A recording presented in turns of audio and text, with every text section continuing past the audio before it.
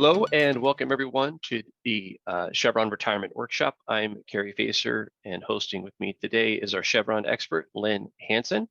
We're going to get right into this. We have a lot to cover. If you need a copy of our ADV, please give us a call or let us know in the chat. It's just standard disclosure background information about our firm. So while we're there, I'll tell you a little bit about our company. That's me, fourth from the left, Len, third from the right.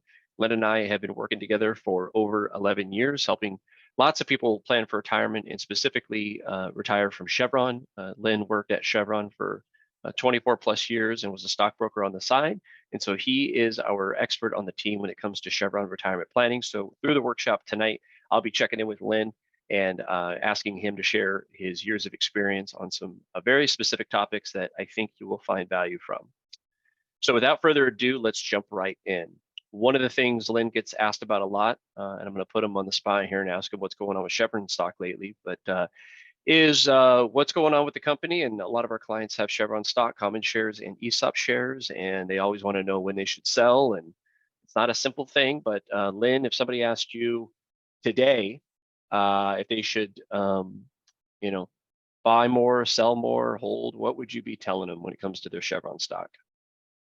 Well, each individual is a little bit different, but Chevron recently, right before earnings in January, the stock hit 187, the all-time high. And since then, it's actually come down quite a bit. It hit early or late last week, it was in the 150s, hit 150.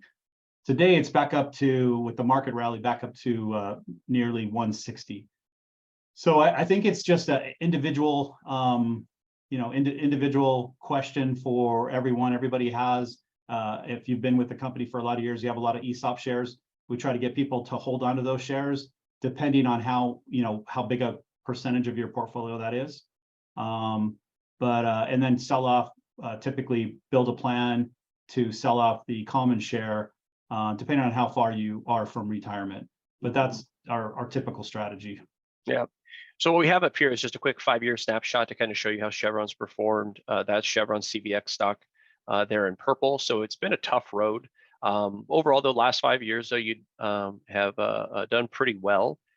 So if you look at, compared to the blue there, which is the S&P 500. So instead of just having one company from the S&P 500, you have all 500. Not too far off, but definitely a different path, right? So you would have to stomach some really tough years, and you can see there in the 2020-21 period. I think the intraday, Len, you probably know right off, but it's like it was trading in the $60-$70 share range during those tough times. 59. It actually hit 59 in 2020. Yeah. Yep. 59. So we're talking about it's trading at 100, ballpark $60 a share now. So if you were holding a lot of shares, definitely a good time to be selling compared to just almost 3 years ago. 10-year snapshot doesn't look as great. We refresh this every time before this presentation just to give you real numbers here. But if you look at the 10-year number, S&P 500 there in blue, outperformed Chevron stock over 10 years. Real similar path you can see all the way up until 2020, but a lot changed from 20, 21, 22. And again, that's when we saw the global pandemic and the price of oil drop drastically. And at one time, it seems hard to believe, but just a few years ago, there was oil out at sea that they could not do anything with. They literally had too much inventory. And now we're seeing things change, but just keep that in mind when you own one company, you pick up that risk. Fidelity and Warren Street. So in your 401k plan, there is the option to open up an account within the 401k with Fidelity, and that is something that Warren Street can now help you with. So if you have questions about that, we have chat open, and then our website, you can go to warrenstreet.com and go to who we serve, and under there you'll see an oil and gas tab. We have a lot of our resources we're covering there on our website, free to have and use. And then obviously a way to get a hold of Len and talk about the Fidelity investment options in your 401k. And that's something that we can help you with. And if you have questions on it, just drop us a note in the chat. So how to retire from Chevron in 2023. The first one here is wait until at least age 55. Number 2, determine your post-retirement budget. And then finally, do scenario planning, some what-if scenarios. So if you're not quite 55 yet, wait The budget thing is real important, and we can talk about more. We're going to dive into that more in a few minutes here. We have a handbook, a toolkit available for you. We're going to go over some of those items here. And then scenario planning. Scenario planning is a real easy way to look at the total amount of money you have, and a withdrawal amount from that portfolio and what it will look like over time. And that's something that we do for our clients quite often. So steps for a successful retirement, we have 6. You're here, so you can cross the first one off. Let's look at number 2 real quick. Have a plan. Yeah, no shock here. We're financial planners. We recommend you have a plan, but you'd be surprised at how many people approach retirement without one. And so we are glad you're here. And if you're watching this so far, our promise to you is that by the end of this event, you'll have a better understanding of the important things that we see our clients struggle with and things that we provide them. And if you're looking at these today, you're already off to a good start. So thank you for doing that. Timing your retirement, Len, you know a lot about this one, but it's tell everybody kind of what that looks like when we say time your retirement. Well, it's broad. And specifically, what I was getting at is that kind of that sweet spot in January, April strategy. Yeah. So sometimes the Chevron's changed their rules a little bit over the last few years, but currently, well, for instance, the bonus is paid out typically in March. If you've worked into at least April of the previous year, 2022, you got whatever the percentage that you've worked of the year. So if you worked 1 quarter up until April 1st, and you have to work till April 1st to get the bonus from the previous year, you get 1/4 of the bonus. If you work until halfway through the year, you get half the bonus next year even after you retire. So if you think the bonus is going to be fantastic and you want to stick around, April 1st is the earliest you want to retire to capture some of that bonus. So vacation has changed a little bit over the last few years, but currently you only get paid for what you've accrued. So if you think you're going to retire in April and collect your entire 6 weeks of vacation, it doesn't work that way anymore. If you work till April, you're only going to get 1/4 of your vacation paid out to you. Now, if you take that vacation, for most work groups, you can take that vacation, the entire vacation, get paid for it, and work till April 1st and get out of there. Some work groups I've run into recently, overseas work groups, doesn't quite work that way. So let us help you find that out before you make a decision on exactly when to retire, because of those new things that I've just discovered with the overseas work group. Yeah, it's constantly changing. One thing that I've seen Len do a great job at is listen for what the changes are, gather all the information, do the research, and then we go through and kind of assess what we think clients would be better off doing. And then, that's why we're here today, to share with you what we find.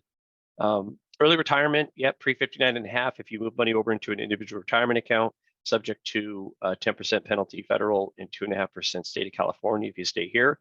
But there are ways to get around that, and we can dive into that further, maybe more on a one-on-one basis. If you do want to retire before 59.5, you can do it. There's just some complications there.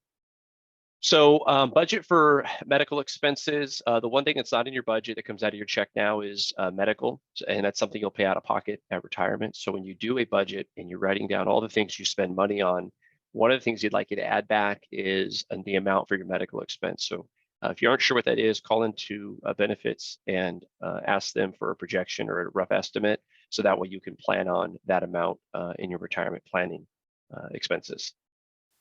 Say goodbye to debt. If you have debt, such as a mortgage, we have lots of clients retire with a mortgage. That's not something you have to pay off in order to retire.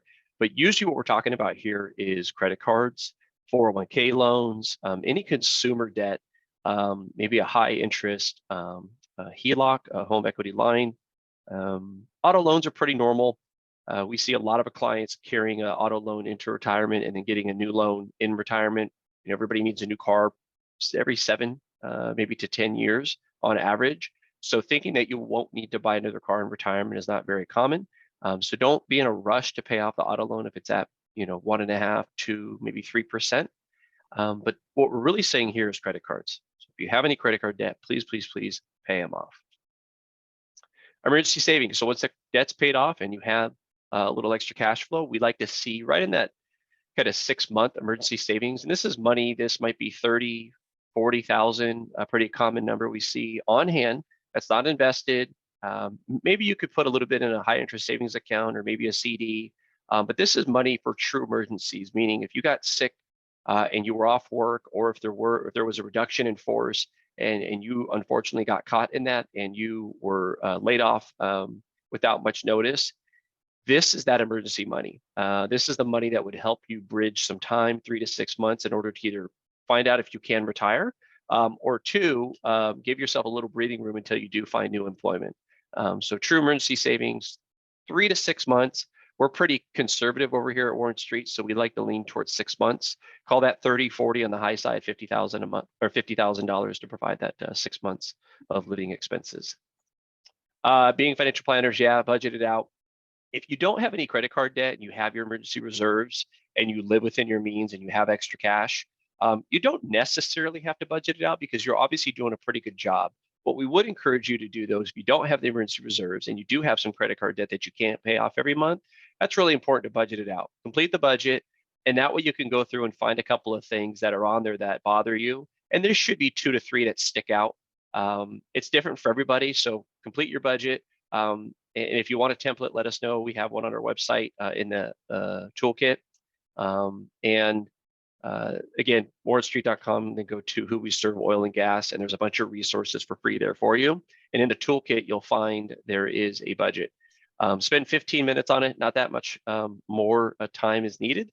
And then that way you can just go through and find some things to cut back on. And at the end of the day, if you have credit card debt, that tells us that you're spending more than you bring home. And the only way to change that is to spend less. I wish there was an easier answer or solution, but there's not. And that's just assuming you're on a fixed income. If you're not, then maybe take a couple shifts for some overtime if that's possible to help speed up that curve. Social Security, just because you can take it at 62 does not mean you should. Depending on when your full retirement age, if it's 66, taking it early at age 62 is a 25% reduced benefit. Taking the benefit if your full retirement age is 67 and you take that benefit early at 62, it's a 30% discount or reduced benefit from your full retirement age. So the way we look at this with our clients, and my thought on this is, if you're healthy and you're age 62, meaning no major hospitalizations, no medications, and that's kind of a good barometer to start with. That would indicate a healthy individual who could probably provide to take a little bit of risk and wait until full retirement age, which is age 66 or 67, and take that larger amount for the rest of your life. And if you're married, for the remainder of your spouse's life as well, if you are the higher earner. I think we have one more slide later on that, so I'm going to come back to Social Security. Investing for retirement. Len talked about this earlier. With your Chevron stock, we do see a lot of clients with a lot of Chevron stock in their 401k. If that's something you do have, that's really high priority on the list right now as far as having a sense of urgency and getting that taken care of. So we would encourage you to reach out sooner than later if you do own a good amount of Chevron stock, and anything more than about 10% in your 401k is what I would call a lot. And if you have ESOP shares, that's has an asterisk next to it. In fact, Len, I'm going to actually pause real quick.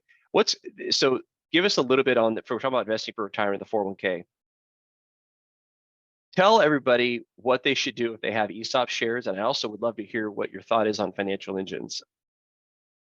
So if you have the ESOP shares, and if you've been around for, even I think it's 10, 11 years ago, they stopped issuing the ESOP shares. So you've been around longer than that, you have some ESOP shares. And if you've been around for 30 years, you probably have close to 25% of your money in the plan is in ESOP shares. We typically like to hold on to those shares. There's a tax strategy that lowers your tax bill on those. It's called an NUA transaction. Not going to explain that here, but if you have those shares, you should probably try to hold on to them and talk to an advisor about them before you go ahead and try to sell any Chevron shares. Even if it's 20, 25%, it might make sense to hold on to all those ESOP shares. The financial engines that's really, I've seen financial engines going back to Vanguard, where they'll actually sell your shares. You have to tell the system how much Chevron you'd like to hold on to, and they don't distinguish between the ESOP shares and the common shares, and they might sell all of your ESOP shares and hold on to 10% of your common shares, which is not the strategy I think you should use for those shares. So be careful with financial engines. If you haven't started it yet, I would reach out and talk to somebody about that before, because of those issues with the way they handle the Chevron shares. That answer? Yeah, no, that's exactly what I was hoping everybody would hear. So if you have questions about Chevron shares, your 401k, that's a great conversation to have with us, and specifically Len. So Social Security, I mentioned this earlier, taking it early at 62, again, it kind of comes back to your health, and that's something that's difficult for us to assess. But I've always mentioned it in the past with clients, is like any major hospitalizations in the last 5 years, no. Okay, are you on any medications? And it's about half the times I'll be like, yeah, it's for high blood pressure, or one of the more common things. But that'll start a conversation around the health, and kind of getting an idea if we think we can live into our 80s. And if you do think you're going to live into your 80s and you're healthy, it probably makes sense to wait until full retirement age. You can wait until age 70, and that is nothing that you have to decide now. Same as taking it at 66 or 67. It's not a decision you have to make now.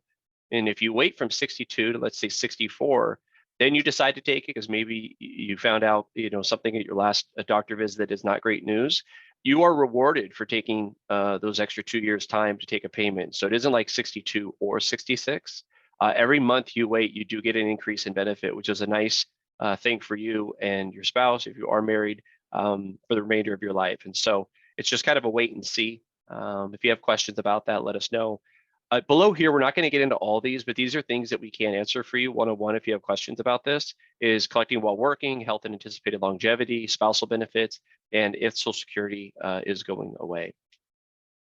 So the toolkit, I mentioned this before.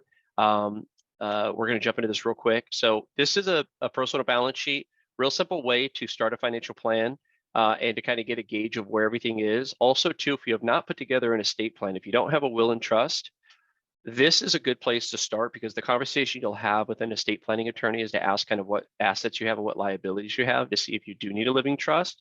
Just about everybody attending this workshop will, because if you have assets over 150,000 in California, you will be subject to the probate court system if you were to pass away. I am not an attorney. This is not legal advice. This is just stuff that I've learned over the years of working with estate planning attorneys for our clients, and being a part of those meetings, because we do help with the estate planning coordination for all the families that we serve. But again, we are not attorneys. We do not do the work. If you need an introduction to an estate planning attorney, let us know. We have a couple that we can refer you.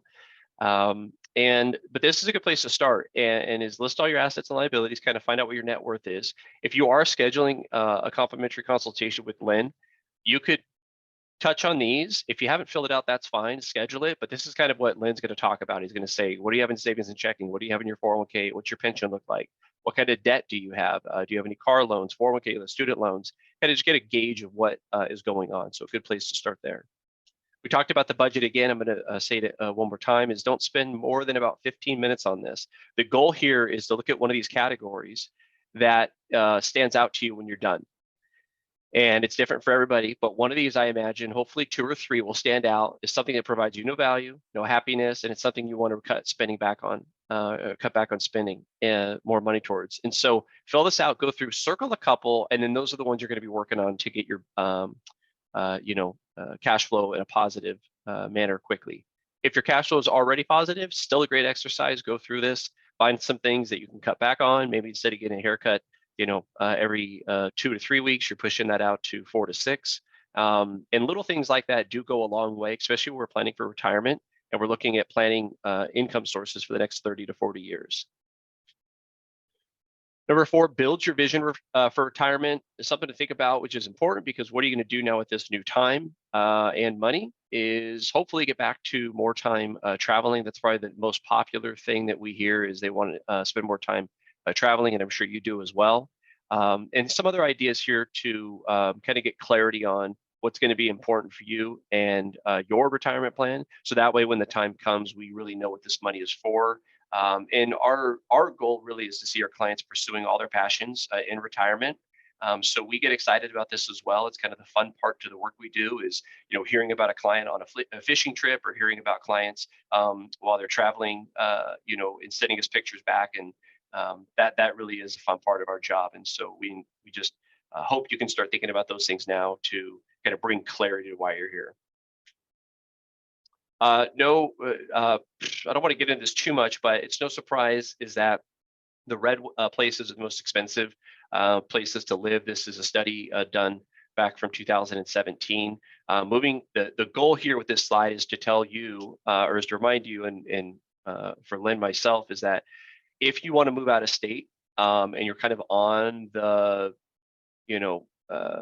cusp of being able to retire, moving out of state traditionally will provide that push home to the finish line to get your plan in the confidence zone. Meaning that if you do want to live outside of California, chances are it's going to be more affordable. And if you do own here, the equity you have in your home may be enough to pay cash for a home elsewhere, and also possibly free up some cash. And after-tax money from selling a home in California and downsizing in retirement is a huge boost to a retirement plan that's sort of on the edge of being successful. So that's why this is here. Just a reminder, if you want to move out of state, talk to us about that. Or you want to stay in California, here's some reasons why. So the reason we added this is for 10 years, I was telling everybody, here's all the reasons you can move out of California. And I thought, let's just make sure we want to do that, because California does offer some pretty amazing resources. I am a resident of California, as Len is as well. I have hopes and dreams myself of living out of state, but the reality is I'm probably going to go wherever my family is. And so if my kids are grown and they're still in Southern California, it's most likely going to be home for me. But so here's some reasons to stay: beaches, parks, diverse culture, entertainment, family, friends, medical care.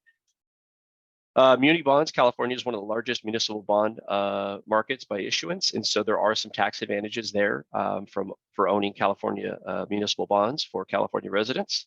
Part-time work. There is the opportunity to find a lot of good part-time work here, and some employers are also offering retirement benefits for part-time employees, so things are getting better in that space.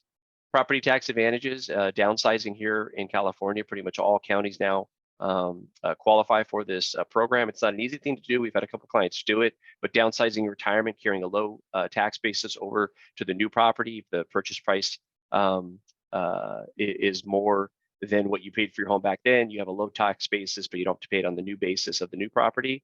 There's a lot of kind of little things to check off here, but this is something worth looking at if you do want to stay in California, but you are looking to move. And of course, the weather, and last but not least, In-N-Out. And yes, I know a couple of calls ago, somebody had to remind me that there's In-N-Outs outside of California, and we're very well aware of that. But I suppose the weather's not so great right now either. So I mean, that's bad timing for this. I know it's pouring rain today as we record this, so that is true. But I bet you the In-N-Out drive-through is full. Next steps. If you want to get a conversation going with us, it starts with Len. You can go to our website. There's a contact us, or a schedule button, a schedule button, and you can reach out, schedule online, or you can call the office. The number's all on the website to book a complimentary consultation with Len. No obligation, but an hour with Len on a Zoom call like this, or a phone call, just to talk over your personal matters on a one-on-one basis to see kind of where you are. And then ask questions, obviously, about working with us and how that all works in transitioning from Chevron to retirement. Investing, we do manage all the investments for our clients in-house. A little bit about that is here. I'm going to leave this because this is more for our longer workshops. We do some custom indexing. If you do downsize and you have some extra cash flow, there's a way to optimize your stock holdings here with custom indexing. This is something that I think is going to continue to grow, and more firms are offering custom indexing, and it is something that we've been doing now for a couple of years. So if you have questions about that, please let us know. Our fees, very important to list our fees. Our firm assets, kind of a hard a number of these days because we've been so busy. So we try to keep it right around $500,000 to come on board. That may feel like a lot to someone who's watching this, who's in their, maybe early 20s, 30s, and just starting to save. Someone who's retiring from Chevron will know that, between a 401k and pension, these are not milestones that are too hard to reach. And it's just fair to our clients. We serve almost 400 families all throughout the country now, and we have just gotten so busy. As you saw in the picture earlier, there's 8 of us serving 400 families, and we just need some sort of barrier of entry to work with us. And so right around that $500,000 mark is the sweet spot. If you don't have a $500,000, please don't feel like you should not reach out to us. We really, really want to encourage you to still schedule time with us. Schedule an hour with Len, talk about where you're at. Len will be more than happy to provide you some feedback on the call of things you can do to get there. If you win and you come back to us in a few years, that's good for everybody. So we're happy to help you still. So please don't hesitate to reach out. Finally, this is all the stuff that we do for our clients. So if you do become a client, these are some things worth discussing. Tax return reviews. We talked about retirement projections already. Investments, obviously, it's the core work we do. I mentioned estate planning already. Home purchase refi assistance, we get lots of questions on that. With that comes the mortgage debt evaluations. Benefits is a piece that we talk a lot about when you're getting ready to retire. So life and health insurance review, net worth statement, that's the balance sheet earlier I mentioned. Financial planning portal. So when you do become a client, you get a financial plan, and with that comes a portal, so you can see everything in real time. Investments that we manage for our clients feed back into their financial planning portal. So when the market's having a day, you can log in the next day and see how everything looks. And then if you have any questions, obviously we prefer you just reach out to us as opposed to trying to figure it out on your own. And last but not least, a financial priorities calendar, because this is a lot of stuff. As you heard me say earlier, the Chevron stock, if you own more than 10% in your 401k, that would be high on the priority list for the calendar we put together for you. And if you don't have an estate plan, that could also be something. So if you don't have a trust or a will, that would be something we add to the top. And then it's your plan. So what we do is work with you and just kind of put those things in order with dates. And then as we complete things, we have an archive so we can see what we've gotten taken care of. And it just kind of keeps your family and our team all on the same page for you with that calendar. Number 6, here we are, retire and enjoy all life has to offer. That's a big table or a small tower in Paris. I don't know. I can't tell which one that is, but we mean it. We want to see you transition into retirement and enjoy all these things you've been dreaming of doing. And we'd love to be a part of that. So our guarantee is promise to put your best interest first. Free 60-minute retirement consultation. Go to warrenstreetwealth.com/schedule. Fill out the information. At the end, you have the option to choose which advisor you want to meet with, and you can select Len. And if that's an issue, no problem. Just give us a call and tell one of our team members who answers. It's usually Eileen, but if she doesn't answer, one of us will. And just let us know you want to book some time with Len, and we'll get you on the calendar and find something out there for you. So we're here at the end. Len, I think you got a note from Jen. Did we have any questions come through? I'm just going to peek real quick. I've seen a question about the 55 rule. That's right. Yeah, we had a question come in earlier on the 55 rule, and we have just enough time here. So why don't we touch on that, Len? The question is asking about the 55 rule. So I mentioned earlier, I didn't get into it, so this is good timing, is 59.5, there's penalties, but there's the 55 rule. How does it work? All right, so 59.5 is the typical age. If you have an IRA, any retirement account, 59.5 is the age you can start taking distributions without penalties. There is a rule called the 55 rule that if you're a Chevron employee, and some other companies allow this also, you can take distributions from your 401k. Now the distributions have to come out of the 401k, so you have to leave some money in your 401k to take the distributions. And they're basically, you can take distribution as you like without paying the normal 10% federal penalty and the state penalty.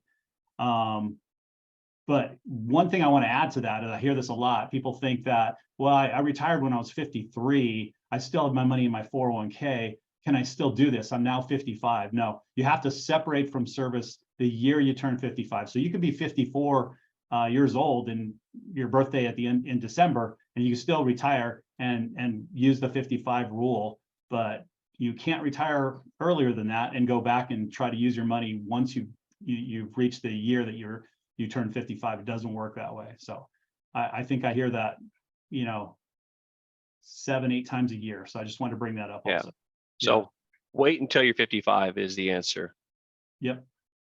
Then retire, and then pass from 55, 59 and a half. You can take money directly from the 401k plan, no penalties. Right. Okay. Well, that's the end of our time. I want to thank everybody for joining us. As I mentioned a few times already, I'm going to say it again. If you have questions, please feel free to reach out to us. Go to our website or give us a call, warrenstreet.com. All the information's there. Len, any closing thoughts? No, I think we covered everything. Okay.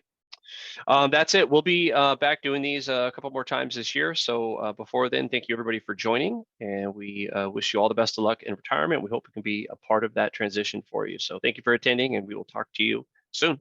Take care.